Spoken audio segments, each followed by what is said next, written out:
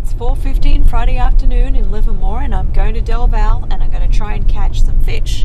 I haven't been fishing since I was a little girl.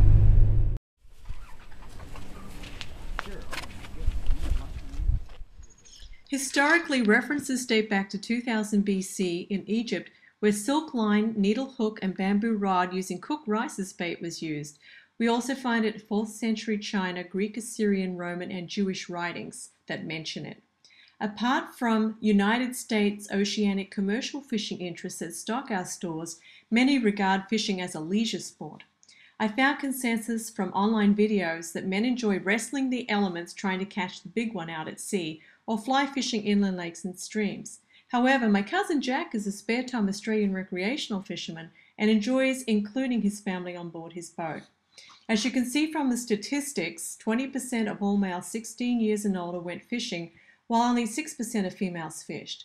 Of the 30 million anglers who fished in the United States, 75% or 22.3 million were male and only 25% or 7.6 million were female.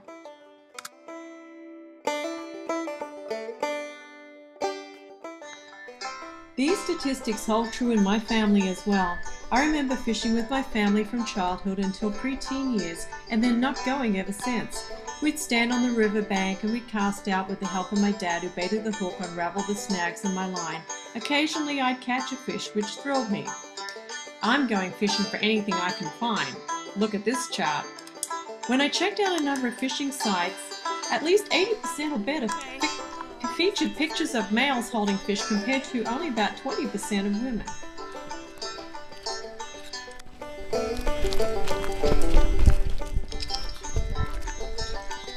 Today, I don't know many friends who fish recreationally, female or male. It's a pity because it's very relaxing. I suspect the extensive time investment plus cost for boat rental may be the reason. Boat ownership seems to be for the wealthy, as docking, cleaning, repair and licensing fees are very high. Most of my peers are either too busy or like the instant gratification that other activities offer.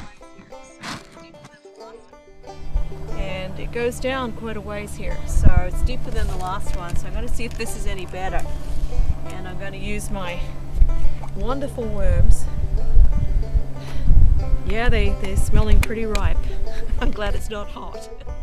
I think fishing gets a bad rap from documentaries and movies. Just watch Deadliest Catch, a documentary where a commercial Alaskan ocean fisherman risks death earning a living catching crabs, and the movie Jaws literally scared me out of the idea of ocean fishing, ever. Fishing seems to have developed a reputation for the guys' day out together.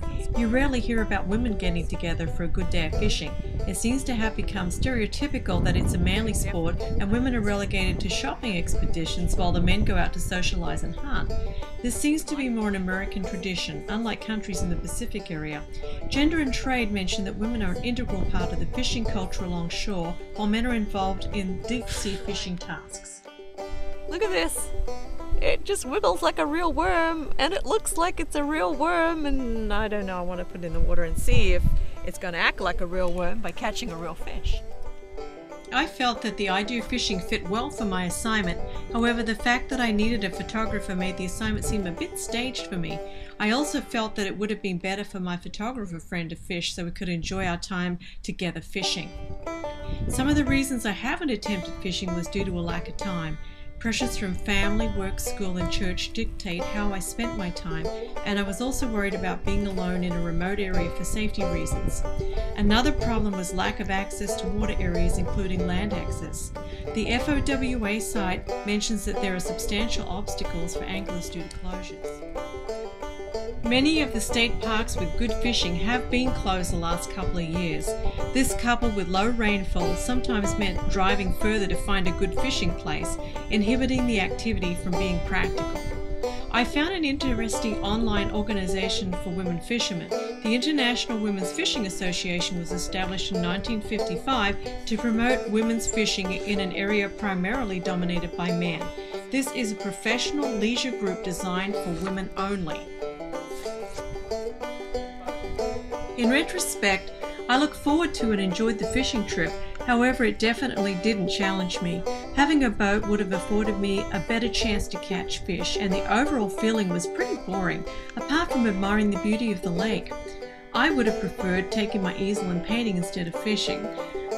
I noticed online sites regarding fishing at Delvale Regional Park, including YouTube videos, show men fishing. I couldn't find photos of women fishing, apart from sites dedicated to fishing for women, such as IFWA I mentioned earlier. I believe the sport is totally geared predominantly towards men, as evidenced by my research and definitely by a demonstration of a lack of interest by most women I asked to join me. I believe women may not have a substantial claim of interest in fishing in the United States. I found that sites advertising vacations for lake and stream fishing were more family-friendly, featuring smiling children holding fish-laden fishing poles, along with some of the family members, including women. Regarding a repeat on a fishing expedition, I definitely would like to take a boat out and give it another go. All the YouTube and photos I found online show men using a boat out in the deeper parts of the lake. I really think that makes a difference to your success. Back to my car before it gets so dark I can't see what I'm doing. And take a look at how I did and admire this gorgeous view on the way back. And I actually enjoyed myself. That was a lot of fun. Well, no fish. Won't be eating fish tonight.